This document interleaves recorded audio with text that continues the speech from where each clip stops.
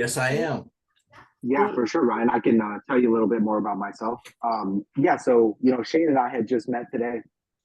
He was telling me his business partner Sydney was out in Queen Creek, and that's actually where I'm located as well. So I thought that was pretty awesome. I have been in the Gator community now for about 3 months, and my main focus has been on raising capital. And so, talking with Shane, he was telling me a little bit about what you guys do and how much capital you raised up to this point, and that there was a potential opportunity to acquire a business, and that's what you guys were raising capital for. I believe is what Shane had said, and so I was pretty interested in it, and I told him I may be able to help him out. I'd obviously need to hear a little bit more about the details of the deal, and then see if there's some private money lenders that I've networked with that it will kind of fit within what they're looking to invest into. Yeah, I mean, that's pretty Sure. much where it's been, and just looking to learn more and thankful to be on this call. Absolutely. Appreciate that. So you probably know our chief investment officer who's hosting a Gator Zoom right now, Darren Yee, if you're a Gator. Oh, honestly, I don't, I'm not familiar with Darren. Wait, actually, Okay. maybe I am. He's an underwriter. Is that correct? In the underwriting That's deal? exactly right. Okay, yep. I'm familiar. Sorry about that. Yep. No, all good. All good. Yeah. So he's our chief investment officer. He should be hopping on shortly, but Nice. yeah, he's hosting Gator Zoom right now. So yeah, so Oh, wow. essentially what Shane told you is exactly right. But what we're doing, we're not investing in businesses, we're funding businesses, right? So we are a private credit fund, and we issue loans to borrowers in the private equity space looking out to acquire businesses. And a lot of our thesis, or the core tenet of our thesis, was derived from this transfer of wealth that's going on. Tyson, I'm sure you've heard some type of soundbite, whether it be Cody Sanchez or someone on Instagram basically talking about this ginormous transfer of wealth that's going on. And what Russell, Darren, and myself found is there's not enough liquidity in viable financing options to facilitate this giant transfer of wealth, right? So we have a bridge loan product that comes in to facilitate that need, to align the interests of the buyer, seller, and lenders in one fell swoop. And then we set the borrower up with long-term financing, which is typically the SBA. So we are an exit-based lender issuing bridge loans to borrowers in the private equity space. And when I say exit-based, I mean that we have the exit, aka the long-term lender, the SBA, factored into our due diligence process. So we won't issue one of our bridge loans unless we know that exit is 100% approved, right? So it has a lot of advantageous value to all parties. Obviously, it expedites the transaction because our loan can issue up to 100% of the financing for the borrower. So there's a lot of value there to the borrower, immense amount of value to the seller because it's a swift, easy, smooth transaction. A lot of these businesses are going unsold, right? They don't even know that they have these options available to them.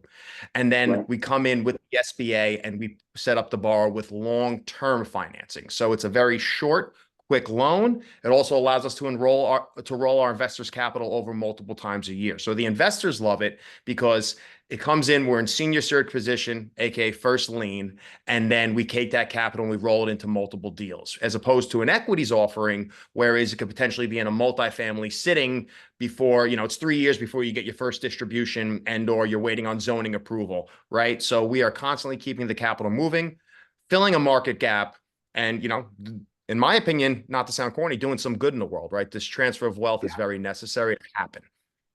Very interesting, man. Thank you for breaking that down for me. Writing some notes. Absolutely. Russell, did I miss anything? Russell is our chief lending officer. He's also responsible with my newfound love for private credit. So if I missed anything, let Tyson know.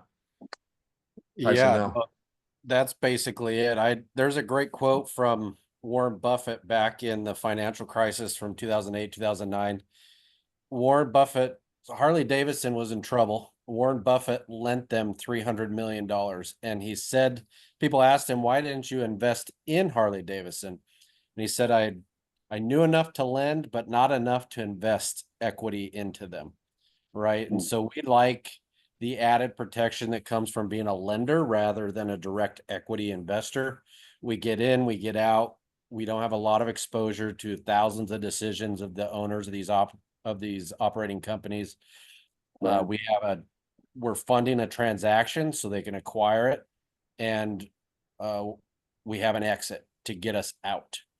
And those two mechanisms do require work and some things from the borrower, but we have a lot of control outside of the borrower to still navigate a successful deal. So those are some of the reasons I love credit, right? Is it's hard to anticipate or guess what somebody's going to do or what the market's going to do over a long term. But it's much easier to navigate those scenarios when they're several months rather than several years. Sorry if I'm asking one last question. Can you explain, Ryan or Russell, can you explain I always like to tell people why this is such a safe investment. And compared to real estate. And Ryan, I know you've said it to me a few times. Can you just explain that again? That Sure. sometimes we don't know the exit strategy in real estate, but we have the exit strategy with this opportunity. Well, yeah, that's one of our main attractions to what we do, and also what diversifies us or differentiates us, I should say, as a lender.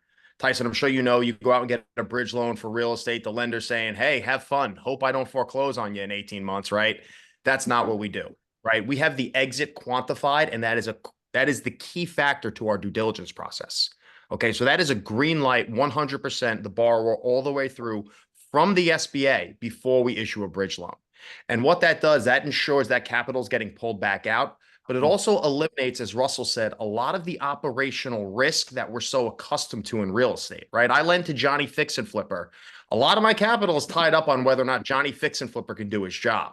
We're underwriting the asset. We're underwriting the exit. Now, we are not skimping on underwriting the borrower, right? We're going just as hard with the borrower, but we have additional protections because of the way we structured this deal. So we're a very, very secure offering, and all of our loans are in the first position on the business. So we have all the same mechanisms, all the same security measures as you would in real estate, plus some, right? So it's very easy for us to quantify and mitigate all the risks that might come in that short period of time.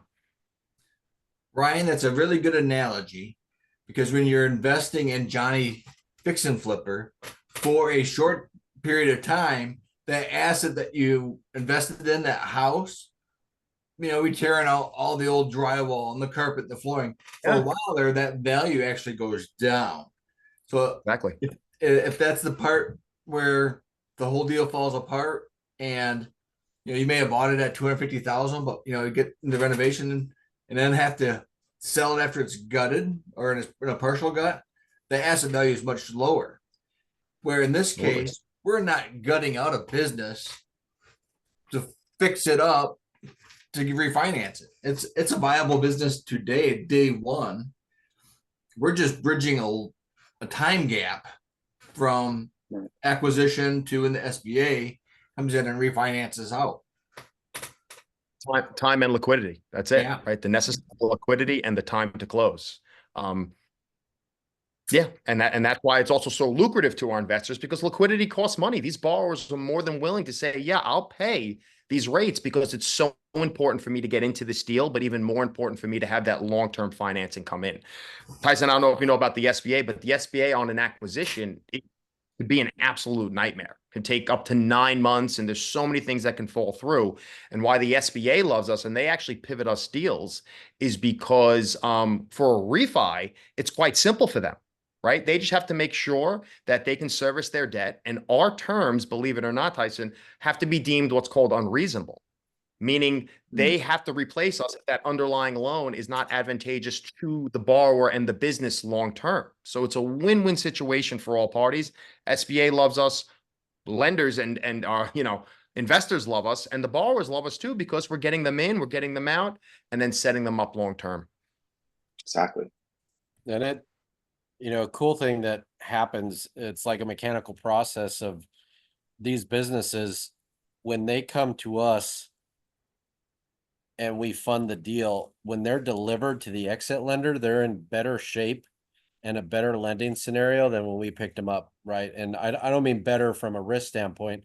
I mean that from a mechanical, operational standpoint, from the back office of the lender, right? So we always want to be in a senior secured first position situation when we lend.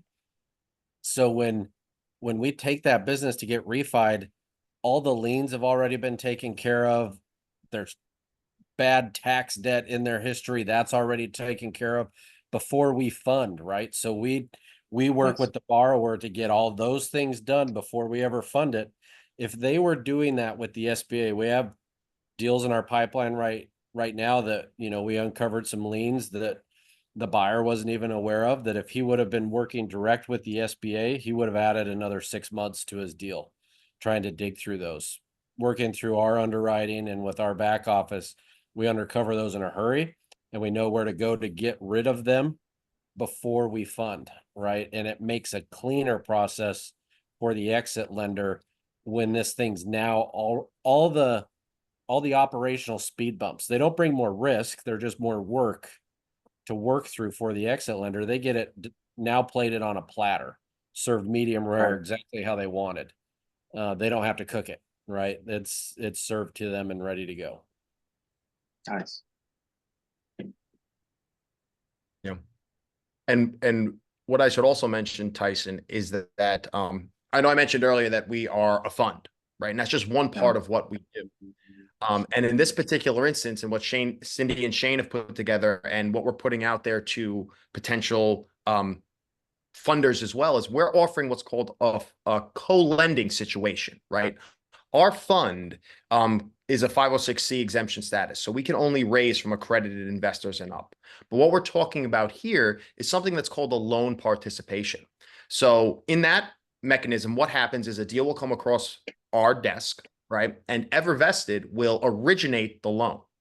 And maybe we'll monetize a portion of this loan from our fund, right? But what we also do is we co-lend with other lenders, capital raisers, connectors to come in and monetize other portions of that loan. So let's just say $1 million loan came across our desk. Evervested would act as the lead, what's called the lead lender. We would manage the borrower, the deal flow, all of the back office stuff, as Russell mentioned. Maybe we take 200 grand from our own fund, and then we farm out the rest of the loan to other lenders in a co-lending situation to stretch our capital further, reduce our concentration, and reduce our risk, right? And that's what's called a loan participation. And why we can do that with some non-accredited folks as well is because a loan participation is not a security, right? Our fund, we are buying and selling securities, right? We are issuing securities to our investors. In a participation, that is not the case, right? So that's a really cool, another element to the private credit world that we're utilizing here for a lot of advantageous value to all things, mitigating risk and bringing opportunities to other people. Lenders, I should say. Yeah. Russell, I know, hopefully you're still there. Sometimes I get asked, I know it's a very, very safe investment. And I know you said this the other day on our webinar. However, what if, I know you're the bad cop, what if something happens to the borrower? You know, at the last minute, right? What other exit strategies do we have just for recourse, just in case? Yeah, so Ryan has nicknamed me Plan Z sometimes because we'll get a whole list of plans and workouts, and I've always referred to it as the blue alien scenarios. What happens when the blue aliens come out of the sky and abduct a critical portion of the deal, right? And then now we're just left hanging there. What do we do? And so we go through these scenarios in our credit committee meeting, and we map out a few ones that we can live with and that are viable in the deal. Some of those scenarios include repackaging the loan, selling it on the secondary market. To maybe backtrack just a hair, sometimes when you come out of the real estate world, you're always the borrower, right? But as a lender, the loan is our asset, right? That is, you know, so like when you buy real estate, that's your asset. For us, the loan is our asset, and we are there to operate this asset in the most productive manner. And that takes expertise, right? You got to know the nuances of lending law and how it works, right? And what the marketplace is. So when you buy a piece of real estate, you might kind of know what you can go liquidate it on the market for if things really go bad at different stages, right? We kind of have the same scenarios with these loans. We know that, okay, according to the cash flow and how the assets are laid out, we could repackage this loan and sell it on the secondary market to another lender that wants to hold it to a longer term or whatever. Like, nothing's 100% bulletproof, and that's why we have these contingency plans so that we don't take the shot into a vital organ. We just deal with it and then move on to the next one, protecting our principal and maximizing our profits along the way. And so that repackaging and selling on the secondary is one. There's different scenarios with we can force liquidation. Obviously, as a lender, our docs are heavily weighted in favor of us.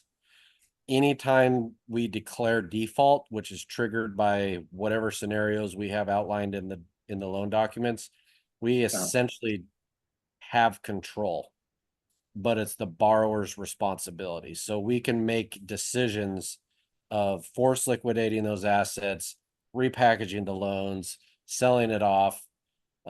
We can grant extensions. You know, if the SBA lender comes to us on towards the end, which we have such a good relationship with them, it should not be a surprise on the last day that the loan's supposed to be paid off, right? We should be able to see this coming if there's some sort of delay to the process.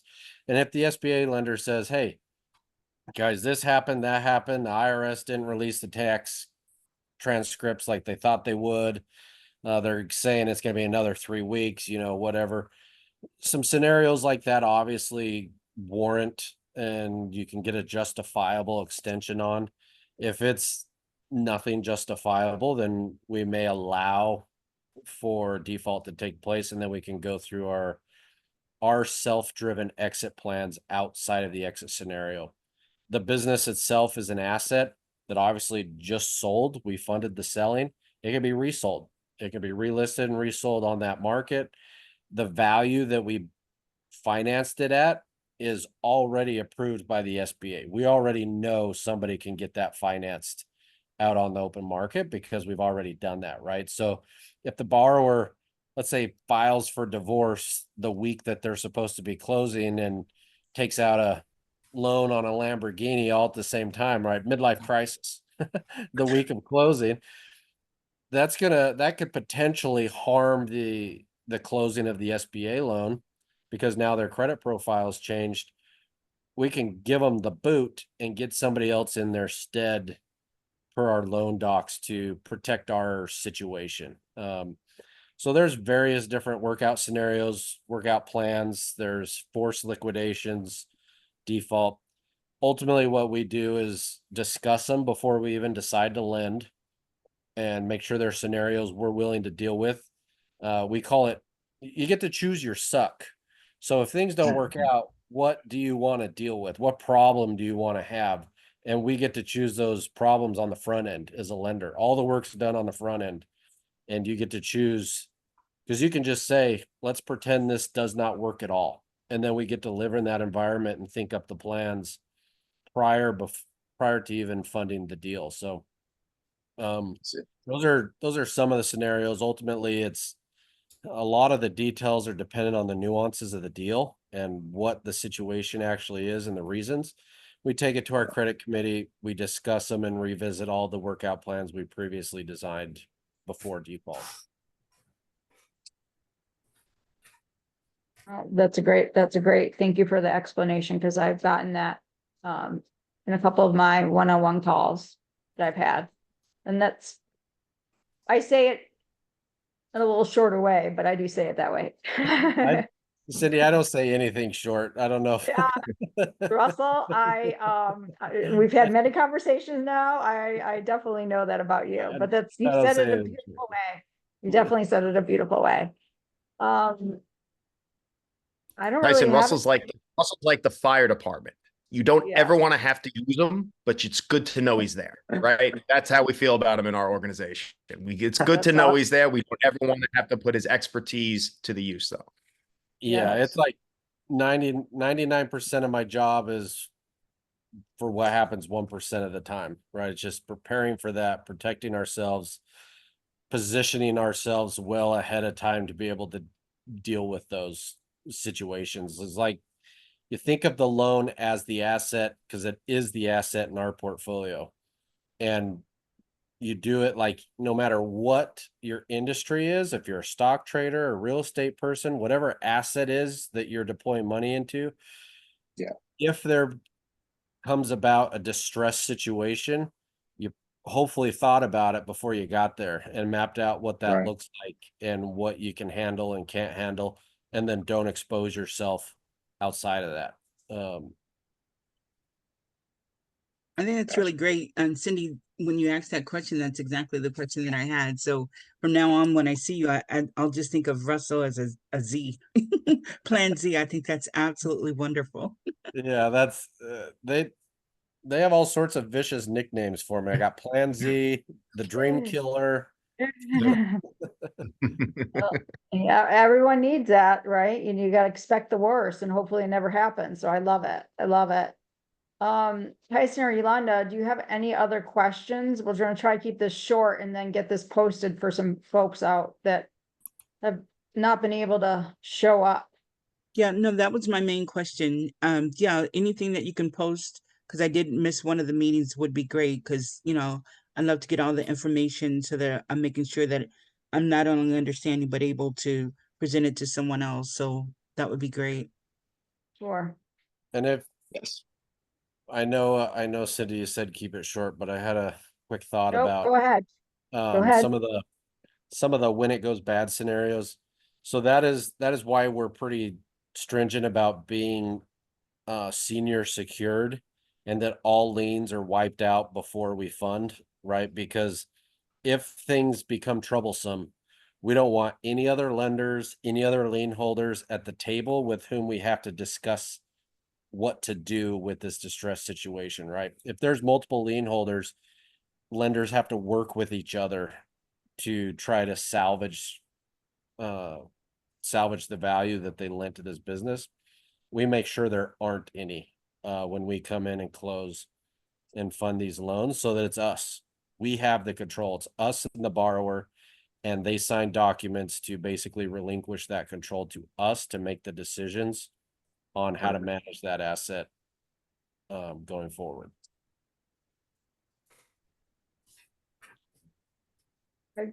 Fantastic. We don't play well with others is kind of the scenario, right? We don't want to have to play well with others when it gets nasty. Gotcha. That's Yeah, for me, awesome. I don't have any questions at the top of my mind right now. I guess I'll see the deal posted. I'll get all a little bit more details, and if I do have any questions that come into mind, Yeah. I'll definitely reach out to Shane or you, Sydney, if you don't mind. Yeah. So anyone that's going to be watching this in the future, we're gonna book our have our calendar links there, and we'll book one-on-ones for more information. So Shane will get this posted out there, and we will get we'll set up one-on-ones to go over the deal. All right, that's all I Perfect. got. I appreciate you. All right, see you all later. Thanks so much, Thank guys. you, This guys. is great. Have a good night. Take care. Right. Good night.